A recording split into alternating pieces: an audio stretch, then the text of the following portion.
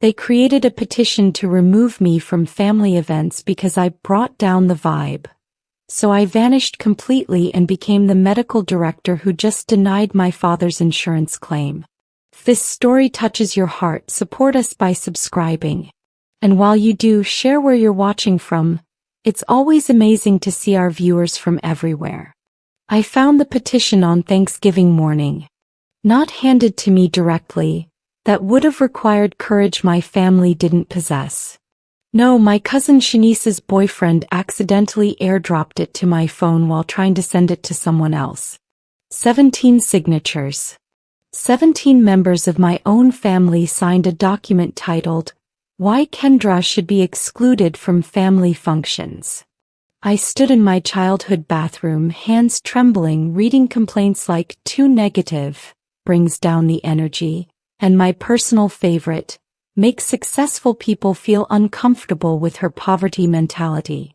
I was 28, working 80-hour weeks as a medical resident while paying off student loans from Howard University and helping Mama with her mortgage after Daddy's construction business went under.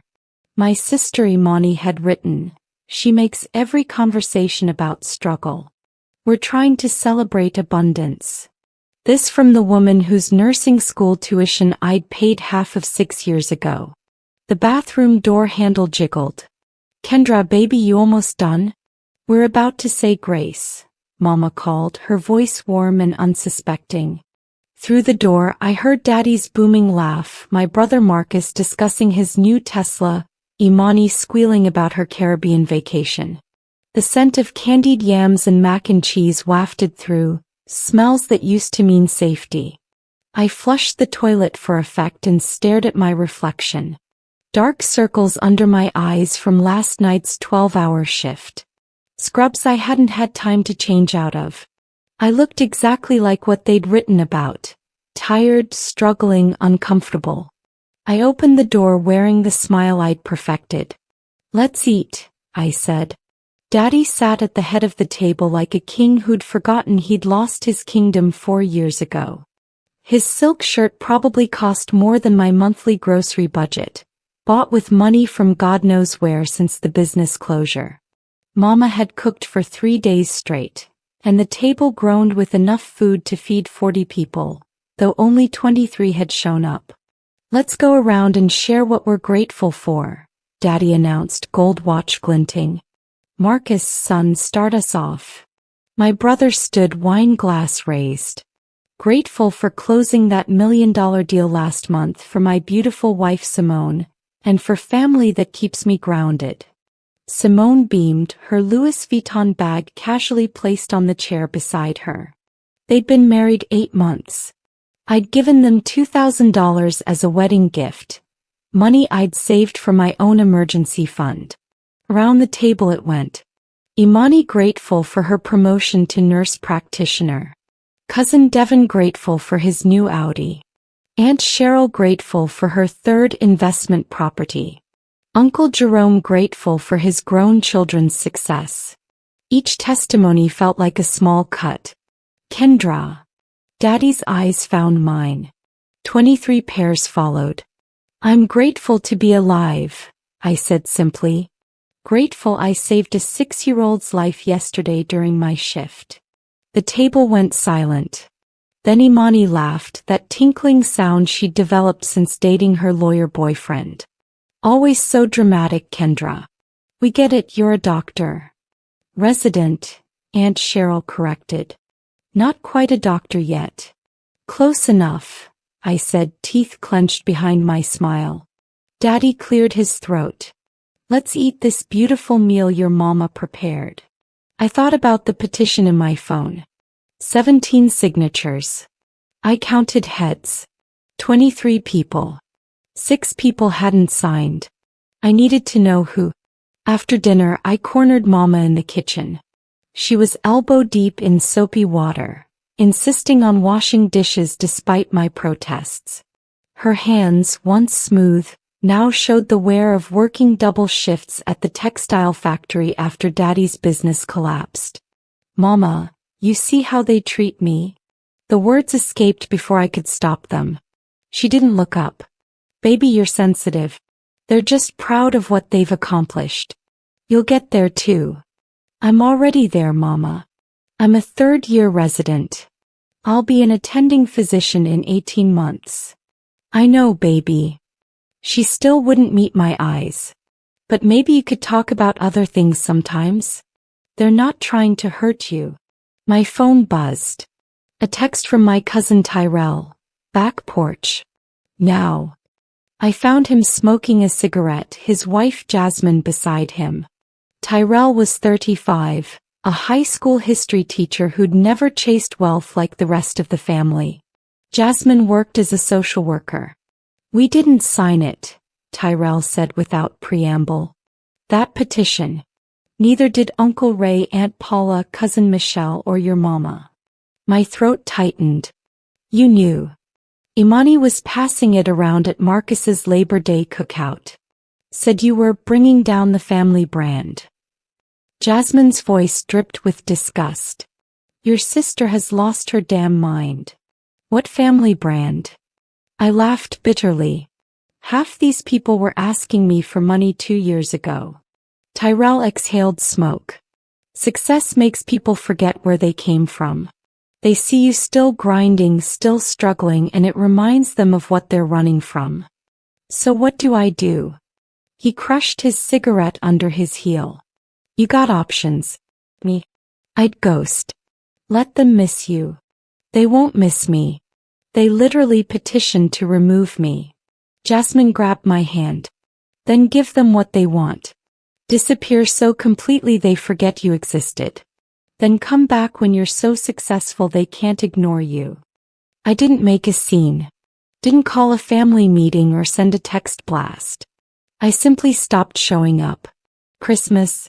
Sent gifts via Amazon but claimed emergency shifts. New Year's. Working. Marcus's birthday in February? Sorry, can't make it. Imani's engagement party in March? Have a great time. The first month my phone exploded. Mama called daily. Baby, what's wrong? Why won't you come around? I kept my voice light, blamed work, promised next time. Imani sent passive-aggressive texts. So you're too good for family now? I didn't respond. Marcus tried the authority approach. Dad wants you at Sunday dinner. Be there. I blocked his number. By month 3 the calls slowed. They stopped expecting me. I heard through Tyrell that Imani told everyone I was going through something and needed space. The irony was delicious.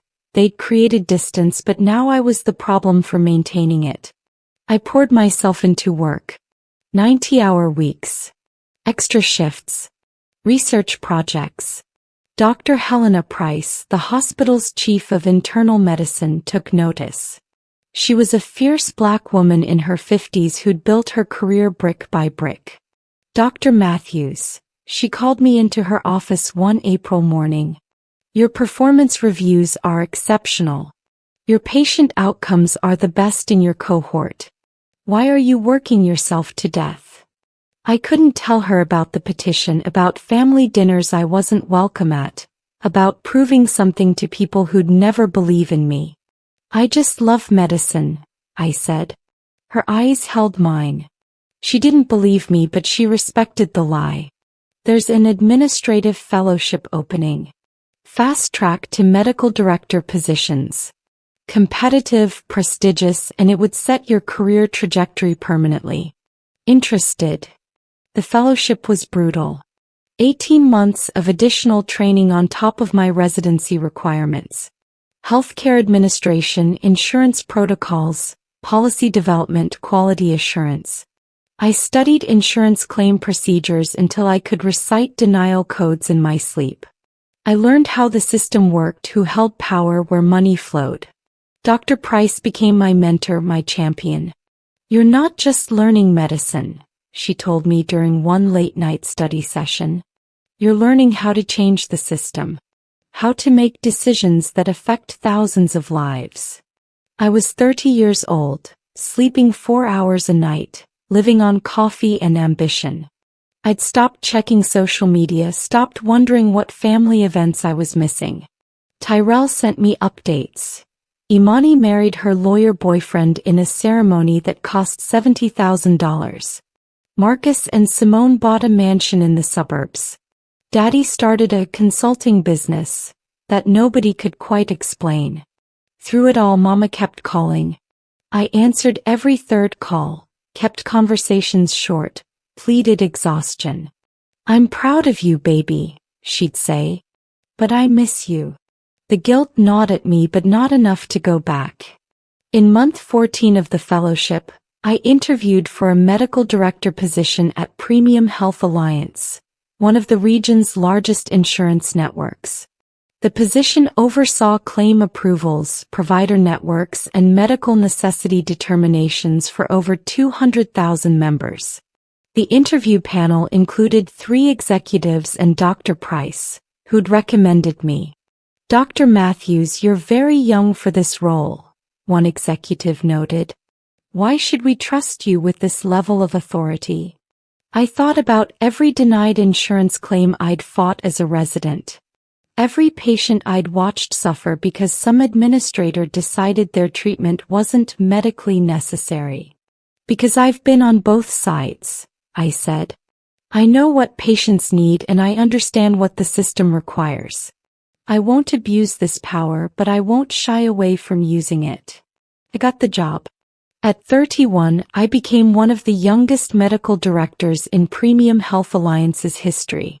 My salary quadrupled overnight. I moved from my cramped apartment to a renovated loft downtown. Bought my first luxury car. Nothing flashy, just a reliable BMW. Paid off half my student loans in one payment. Dr. Price took me to dinner to celebrate. "You know what this position means?" she asked over wine I could finally afford. "Every claim that gets escalated comes to your desk. Every appeal, every dispute. You hold people's lives in your hands." "I know." The weight of it settled over me. "How do you handle it?" "You make fair decisions. You follow protocol. You remember that behind every claim number is a human being." She paused. "And sometimes, Kendra, you'll have to deny claims from people you know. Friends. Maybe even family. Can you handle that?" I thought about the petition. About 17 signatures from people who thought I brought down their vibe. "Yes," I said. "I can handle that." My first month was overwhelming. Hundreds of claims crossed my desk daily. Most I approved: legitimate treatments, necessary procedures, life-saving medications. But some I denied: cosmetic surgeries disguised as medical necessities, experimental treatments with no evidence basis, luxury rehab facilities when standard care would suffice. I developed a reputation for being fair but firm. Doctors respected me. Patients' advocates knew I'd listen. And slowly, word spread through the medical community. Dr. Kendra Matthews was someone who couldn't be bullied or manipulated. 3 months into the position, Tyrell called. I almost didn't answer. I'd gotten good at not answering. But something made me pick up. "Your daddy had a heart attack," he said. "He's stable, but Kendra, it's bad." My hand tightened on the phone. "Which hospital?" "Mercy General. They admitted him 2 days ago." 2 days. My voice rose. "Why didn't anyone call me?" "Imani said not to bother you. Said you'd made it clear you didn't care about the family anymore." I showed up at Mercy General still wearing my work clothes. Tailored suit, heels that clicked authoritatively on the linoleum. I'd been in countless hospitals during my training, but walking into one as a visitor felt different. Vulnerable. Daddy was in room 412. I stood outside the door watching through the window. He looked small in the hospital bed, diminished. The man who dominated every room he entered now had tubes in his arms and oxygen in his nose. Mama sat beside him holding his hand. She looked exhausted, older than her 54 years. Marcus emerged from the room, nearly walking into me. His eyes widened. Kendra? What are you doing here? Visiting my father. That allowed, or did you need to take a vote? He had the decency to look ashamed. Look, about that petition thing. Don't. I held up a hand. Is Imani here? She went to the cafeteria. Kendra, he's really sick. Triple bypass surgery scheduled for next week. The doctors say his coronary arteries are severely blocked. I processed this clinically. Triple bypass was serious but survivable with proper care. What hospital is doing the surgery? Mercy General. Dr. Rodriguez is the surgeon. You might know him. I did. Excellent surgeon, high success rates. That's good. He's one of the best. Simone appeared behind Marcus, her expression cold. We have it handled, Kendra. You don't need to swoop in now and play doctor. I'm not playing. I am a doctor. You know what I mean. You disappeared for almost 2 years. Missed birthdays, holidays, weddings.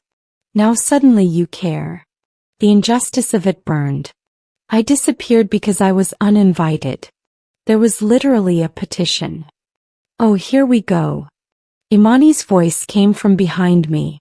I turned to see my sister holding 2 coffee cups, her face twisted in disdain. Still playing victim, I see. The hospital hallway wasn't the place for this, but 2 years of silence erupted out of me. Playing victim? Shanice's boyfriend literally airdropped me a petition with 17 signatures asking to exclude me from family events. Because you were insufferable. Imani's voice rose. Nurses glanced our way. Every gathering you had to talk about how hard you worked, how broke you were, how much you struggled. It was exhausting. I was working 100 hours a week as a resident while helping Mama with bills after Daddy's business failed. Sorry if my reality made you uncomfortable. See? There it is again. She gestured wildly, coffee sloshing. Always throwing the past in our faces. We moved on. We became successful. You stayed stuck. Marcus stepped between us. Both of you stop. Dad's in there recovering from a heart attack. Yeah, Kendra, Simone added. Show some class. I laughed, the sound bitter. Class? You want to talk about class? Where was your class when you all decided I was too poor, too negative, too real for your manufactured perfect family narrative? Nobody said that, Marcus protested weakly. It was literally written in the petition, Marcus. Poverty mentality. Makes successful people uncomfortable. Your wife signed it. You signed it. His face reddened. I thought, it wasn't supposed to, you weren't supposed to see that. Oh, so the cruelty was fine as long as I didn't know about it? I stared at all 3 of them. You know what? You were right. I don't belong here. Not because I'm not successful enough, but because I have integrity, and apparently that's not a family value anymore. I turned toward Daddy's room. Mama stood in the doorway, tears streaming down her face. How long have you been standing there? I asked. Long enough. Her voice broke. There was a petition to exclude my daughter. Imani paled. Mama, it wasn't like that. Don't. Mama's voice turned sharp. Don't you dare minimize this. Mama made everyone follow her to the family waiting room. Daddy was asleep, sedated, which was probably better. The truth was about to get ugly. Tyrell and Jasmine appeared, summoned by some invisible family alert system. Aunt Cheryl, Uncle Jerome, and Cousin Devon filtered in, looking confused. Someone needs to explain this petition to me, Mama said, arms crossed. Right now. The room went silent. Finally, Imani spoke. He was just venting, Mama. We were frustrated. Kendra made every family event uncomfortable with her constant complaints about money and work. We worked hard too. We just wanted to celebrate our success without feeling guilty. Guilty. Mama's voice rose. You should feel guilty. This girl paid for half your nursing school. She loaned Marcus $5,000 for his business startup. She sent me money every month even when she was barely eating herself. We didn't ask her to do that, Marcus muttered. No, but you took it. You all took it. Mama's eyes swept the room. When Jerome's business was failing, who researched bankruptcy lawyers? Kendra. When Cheryl's daughter needed a medical specialist, who made the calls? Kendra. When Devon's son was sick, who talked to the doctors, translated the medical jargon? My daughter. The one you decided was bringing down your vibe. Aunt Cheryl looked uncomfortable. Vivian, we didn't know about the petition. But you signed it. I pulled out my phone, opened the airdrop document. Your signature is right here. I agree that Kendra should be excluded from family functions. You, Uncle Jerome, Imani, Marcus, Simone, Devon, Shanice. I read off all 17 names. You kept it. Imani whispered. You've been holding on to that for 2 years. I kept it because I needed to remember. Needed to remember what you all really thought of me. I stood. But you want to know the funny thing? That petition was the best gift you ever gave me. They stared at me confused. That petition woke me up, I continued, feeling powerful for the first time in years. Made me realize I was killing myself for people who resented me. So I stopped. I disappeared like you wanted. And I used that time to transform my entire life. You're still a doctor, Simone said dismissively. Same as before. Actually, I'm a medical director now. At Premium Health Alliance. I oversee insurance claim approvals and denials for over 200,000 members. I make more in a month than I used to make in a year as a resident. The words felt good. Strong. Marcus's eyes widened. Premium Health Alliance? That's Daddy's insurance company. The room went still.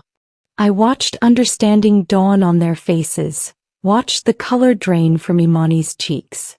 Oh my God, she whispered. The surgery. I smiled, and it wasn't kind. Triple bypass surgery. Estimated cost $350,000. Already submitted to Premium Health for pre-authorization. I paused. It crossed my desk this morning. Mama's hand flew to her mouth. Kendra, baby, you wouldn't. Wouldn't what? Deny it? Why not? I'm too negative, remember? I bring down the vibe. Maybe I'd deny it just to maintain that brand consistency. That's our father, Marcus said, voice shaking. Our dad.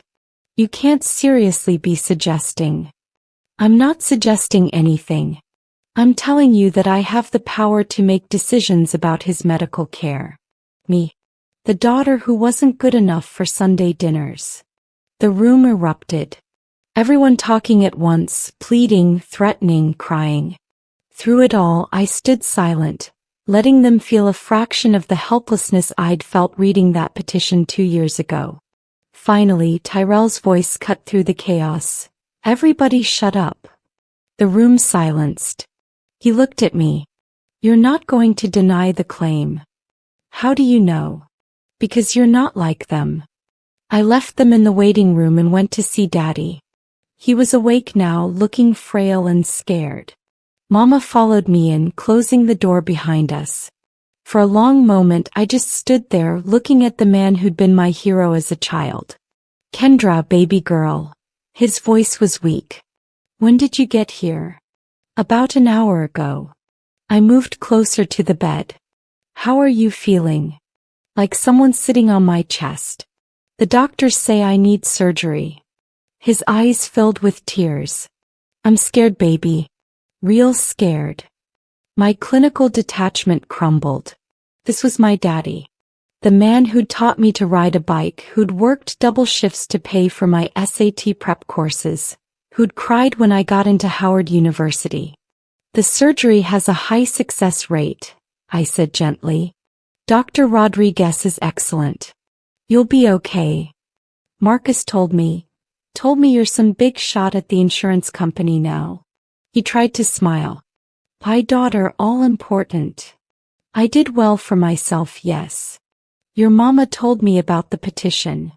Shame crossed his face. I didn't know, Kendra. I swear I didn't know. I would have stopped it. You didn't sign it? Hell no, I didn't sign it. You're my daughter. You could show up in a potato sack covered in mud and you'd still be welcome at my table. He reached for my hand. But I failed you anyway. I saw how they treated you, how they made you feel small. I should have said something. Should have defended you. Mama moved to his other side. We both should have. We let them hurt our child because we didn't want conflict. We chose peace over protection. And now you think I'll choose revenge over doing the right thing? I looked at both of them.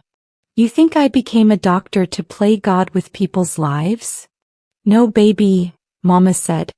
But we'd understand if you were angry. I was angry. Furious, actually. I returned to work the next day and pulled Daddy's file. The claim was exactly as described. Triple bypass surgery. Medically necessary, surgeon in-network, hospital in-network. By every objective measure it should be approved. My personal feelings were irrelevant. The question was whether I could remain objective. Dr. Price appeared at my office door. Heard you had a family situation at Mercy General yesterday. Everything okay? My father needs heart surgery. The pre-authorization is on my desk. Her expression didn't change, but I saw the understanding in her eyes. That's a conflict of interest. You should recuse yourself, let another medical director handle it. I know. I stared at the file. But I also know that if I pass this to someone else, they might deny it. Not because it isn't medically necessary, but because they're overworked and it's easier to deny complex cases. At least I know I'll review it thoroughly. That's a dangerous game, Kendra. Life is a dangerous game. I opened the file. Every single person who signed that petition asking to exclude me from family events is now calling, texting, begging me to approve this claim. They think I have unlimited power. They think I'm vindictive enough to let their father die to prove a point. Are you? I looked up at her. No. But I'm not going to make it easy on them either. I spent 3 days reviewing every aspect of Daddy's claim. His medical history, his risk factors, alternative treatments, surgical necessity. I consulted with cardiologists, reviewed medical literature, checked and double-checked every detail. The claim was solid. Medically necessary. Appropriate. On day 4 I called a family meeting at the hospital. Everyone came. All 17 petition signers plus the 6 who'd refused to sign. They crowded into the family conference room anxious and afraid. Daddy was stable, surgery scheduled for the following week, pending insurance approval. I stood at the head of the table where Daddy usually sat during family dinners. The symbolism wasn't lost on anyone. I reviewed the claim, I said. Thoroughly. The silence was suffocating. Imani's hands trembled. Marcus looked like he might throw up. Even Simone had lost her superior smirk. I let them suffer a moment longer, remembering every slight, every dismissive comment, every time they'd made me feel less than. The surgery is approved, I finally said. Pre-authorization confirmed this morning. Dr. Rodriguez can proceed as scheduled. The room exhaled collectively. Mama started crying. Marcus dropped his head into his hands. But I wasn't finished. However, I want to be clear about something. I approved this claim because it's medically necessary and appropriate, not because of family pressure. If this same claim came from a stranger, I'd have approved it. I don't abuse my position for revenge or favoritism. That's the difference between me and all of you. I pulled out my phone, displayed the petition one last time. You created this document because I made you uncomfortable. Because watching me struggle reminded you of your own struggles. And you'd rather exclude me than feel that discomfort. You chose cruelty over compassion. We're sorry, Imani whispered. We were wrong. So wrong. You were. But your apology doesn't erase 2 years of absence. Doesn't erase missed milestones, holidays I spent alone, or the message you sent that I wasn't good enough. I looked around the room. Daddy's surgery is covered. He'll recover. But don't mistake my professional ethics for personal forgiveness. Tyrell spoke up. So what happens now? Now. I smiled sadly. Now I go back to my life. The successful, fulfilling life I built without any of you. You wanted me gone because I brought down your vibe. Well, you got your wish. I'm not coming back. Mama stood. Baby, please. Mama, you can visit me anytime. Call me, text me, we'll have lunch. Same goes for the 6 of you who didn't sign. I nodded at Tyrell, Jasmine, Aunt Paula, Uncle Ray, Michelle, and Cousin Troy. But the rest of you? You made your choice 2 years ago. Now live with it. I walked toward the door. Behind me, voices erupted. Protests, pleas, promises to change. I kept walking. Down the hallway, past the nurse's station, out into the parking lot where my BMW waited. The evening air was cool, cleansing. My phone buzzed. A text from Dr. Price. How'd it go? I approved the claim and set boundaries. Finally. Proud of you. Dinner tonight? My treat. I smiled. Perfect. As I drove away from Mercy General, I thought about the girl who'd stood in that bathroom 2 years ago, reading a petition that shattered her world. She'd thought family was everything, that blood meant loyalty. She'd been naive. But that girl was gone. In her place stood Dr. Kendra Matthews, medical director, who'd learned that sometimes the family you choose is stronger than the family you're born into. Who'd learned that success isn't about making others comfortable. It's about being comfortable with yourself. The petition had meant to destroy me. Instead, it had freed me. And that, I realized, was the sweetest revenge of all. Not hurting them back, but becoming so completely myself that their approval no longer mattered. I drove toward my new life, leaving the old one in my rearview mirror where it belonged. The vibe they'd accused me of ruining? Turned out it was toxic all along. I just finally had the strength to walk away from it. 6 months later, Daddy recovered fully. Mama and I had lunch every Sunday. Tyrell and I started a foundation providing scholarships to medical students from working-class families. The other 17? I sent them each a card on the anniversary of the petition. Thank you for showing me who you really were. It saved me years of wasted effort. None of them responded. But every single one of them knew. The girl they'd tried to exclude had become someone they could never ignore.